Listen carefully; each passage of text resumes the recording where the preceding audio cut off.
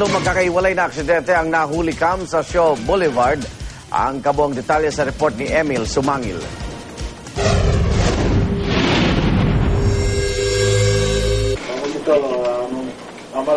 Dala raw ng volume o bilang ng mga motorsiklo at sasakyang nagdaraan isang Shaw Boulevard sa nakakapagtala ng mataas na bilang ng aksidente sa araw-araw ayon sa MMDA.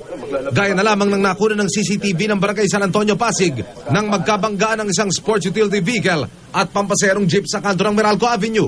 Agad nagkaroon ng konfrontasyon ng mga driver ng sasakyan. Nakagitna na ang responding police, pero sa halip na magkaroon ng mapayapang dialogo, umiral pa rin ng init ng ulo.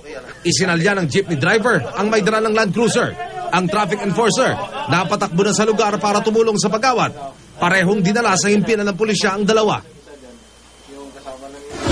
Sa kuha namang ito, makikitang isinampa ng rider sa bangketa ang dala niyang motorsiklo para makaiwas sa mabigat na daloy ng trapiko. Wala namang nakabanggaan pero bigla itong sumemplang. Buti na lamang naka-helmet ang biktima. Walang pinagkaiba ito sa aksidenteng kinasangkutan ng isa pang rider na napakandusay sa bangketa. Agad na rumisponde ang San Antonio Rescue. Sa pagkakataong iyon, ang bumibisita ang Australianong consultant ng rescue team na mula sa Australia South Wales Paramedics ang humawak ng rescue operation.